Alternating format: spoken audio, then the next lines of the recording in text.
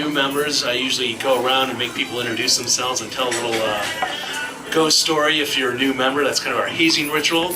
But tonight, since we have our great speaker, Amelia, here, I'm going to pardon you guys from that. But if you're at next week's meeting, you will have to do that. So you're going to be on the hook for that. However, I do want to give you a quick round table introduction. So we get some names here. So I will start. America. Tiffany. Pam. Holly. Virginia. Roxanne. Ursula. Ian. Joe. Liz. Tony. Bill. Lynn. Carlos. Amelia. And And Gail. Gail. And Autumn. Autumn. Yeah, don't remind me. Nice man. It's okay. And for those of you who probably remember the old Zoom show, I almost feel like saying, "Oh, I'm Bernadette," and then doing that little hand jive thing. But no, I'm actually Ben, the organizer of this event. A few quick announcements. I was in the process of organizing another outing to the Mansfield Reformatory, but me and Mansfield seem to be going back and forth on the dates. This year, what they did that they didn't do last year is now they're blocking Halloween all the way from September to November. So probably be looking at trying to get something going after the holidays, since I know a lot of people are going out of town and stuff. But I definitely have the numbers to get us a weekend slot. So I'll let you guys know when we firm up that date. We, those of you who attended our Archer Avenue outing about 3 weeks ago. I know our newest member here that went with us can attest that it was a very interesting and active experience indeed. Not to mention our hike to the famous Plot M site, which we actually had dragged these guys all through the woods, and we were about to give up a few times, but thanks to Virginia's determination and her hiking expertise and former military expertise, we actually made it all the way over. And then we didn't listen to Roxanne, who wanted to take the shortcut out. We had to take the long way out. And the great part too was somebody was having a party there, and there was this constant drum music, so we knew as the drumming kept getting louder that we were actually finally getting close to the exit. It was there was a bit of some swamp maneuvering, and it was definitely a good time. So I would highly recommend, and I promise when we go next time, I won't drag the next group through to Plot M unless you really want to do it, because there is a lot of walking around. What else? As I said, we have Amelia Cotter here, who's going to speak tonight. She was a used to be in my position with this group in back in the earlier days before I was even a member of Chicago Ghost Hunters, and we are honored to have her here tonight now that she's an author and she has a new book that's out, Breakfast with Bigfoot. So with that being said, I'm going to turn the microphone over to Amelia. Thank you. Thank you. I think I'll talk on this side so I can sit. Hello. Thank you everybody so much for coming out tonight. It's so good to see everybody, and I'm so flattered that you all came. And obviously you guys can hear me fine, right?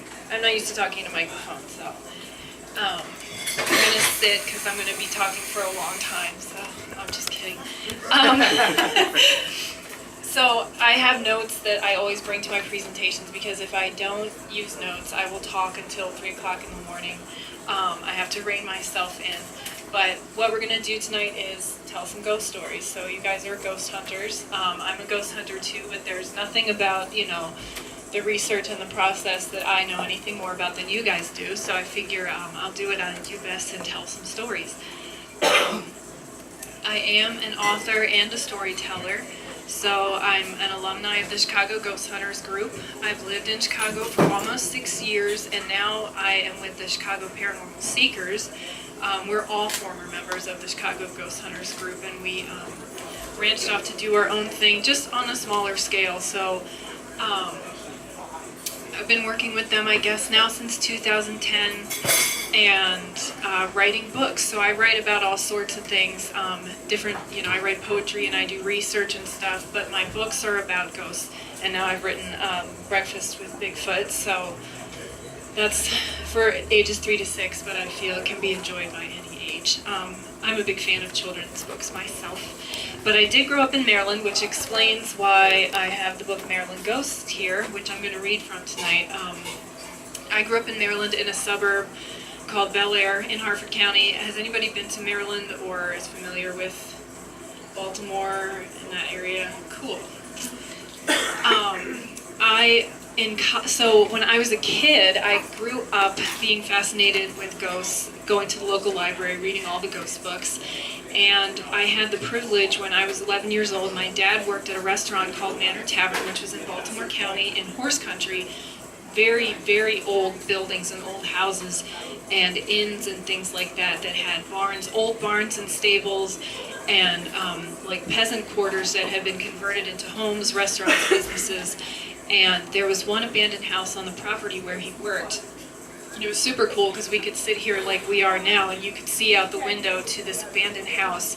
And people would report ghost sightings and sounds and things like that from the patio. So at this fine dining restaurant called Manor Tavern, you could see what was called Walter's house.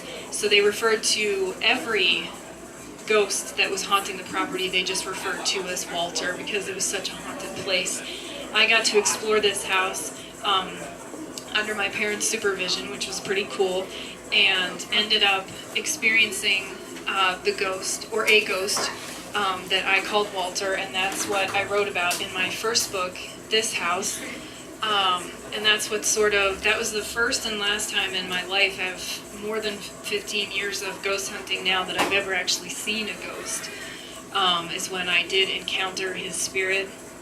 I would consider myself a healthy skeptic, which is a weird thing to say because I also believe in ghosts entirely, but I'm just not easily convinced in every situation, mostly because the experiences I've had have been so crazy and so powerful that it takes a lot for me to really say, okay, this is paranormal, and I've had a lot of paranormal experiences. So when I was in college, I went to college in Frederick, Maryland, which is a super historic place near like the Antietam battlefield. Lots of cool Civil War and Victorian history there. So I got to work at the places like the National Museum of Civil War Medicine. I got to work at the Pry House, which they opened in 2004 or 2005 as a satellite museum. And that's on the Antietam battlefield, if I didn't say it already. So I had just these cool, just the coolest time for somebody who's interested in ghosts and ghost hunting, to be able to interview all the people that worked at these places and talk to them about their experiences and get to have my own experiences too. So spending a lot of time alone in these buildings, which is mostly what visitor services were stuck doing, was opening and closing the building, which was always like a terrifying, heart-racing experience. Like counting the money in the register was always like an adventure, because there was just always something happening in these places. So I just felt so lucky. Of course, growing up in the suburbs, there was nothing to do for teenagers except to go exploring and kind of get into trouble and find all these neat places, these abandoned graveyards and stuff, and cool abandoned mansions and just places in the woods. You know, every place has a crybaby bridge. Every place has a haunting similar to Resurrection Mary. We had legends and rumors and things like that similar. I remember, roads where you would drive down and flash your lights 3 times and put on the brake light and you'd see the woman in the white dress, and just different things like that, that kind of fueled us through our teenage hoods, which I always say is better than doing drugs. I'm like, I wasn't cool, but I had a good time.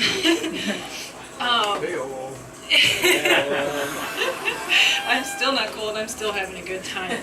So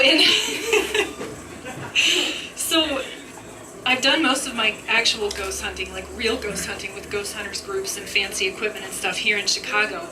And that sparked me to be interested in exploring Maryland all over again. So I left Maryland when I was, younger.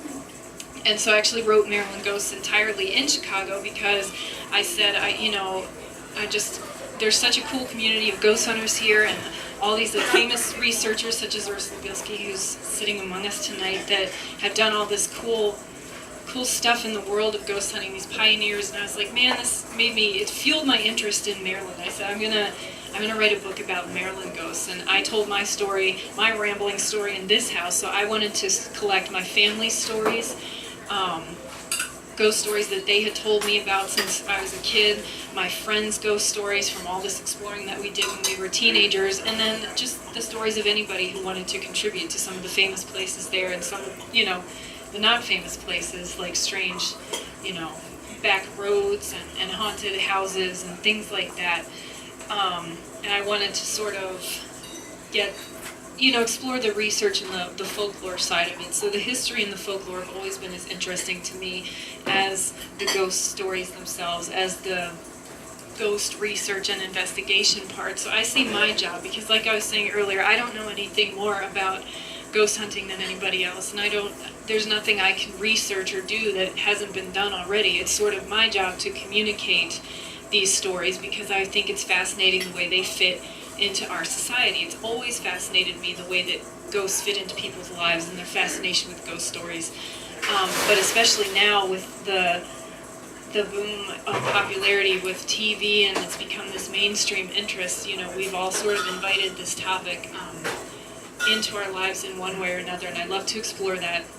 And even though I love ghost hunting and talking about evidence and pictures and EVPs and stuff, I really like to hear people's stories. I really want to know what happened to you. How did you feel? Did it change your life the way that my experiences changed mine? So I'm going to start with a story from Maryland Ghosts, which is called The Boy on St. Mary's Church Road, which St. Mary's Church Road was an old dirt road with some farms and abandoned properties and lots of, brambles and bushes and stuff lining it. Not more than 10 minutes from where I grew up. And so we grew up with these stories about how the road was haunted, just because it was a totally haunted looking road, and at the end of the road there was a cemetery. And so it was just, you knew that this place was going to have ghost stories surrounding it, including sightings of figures late at night and things like that. And my friend Jen, that I grew up with, had an experience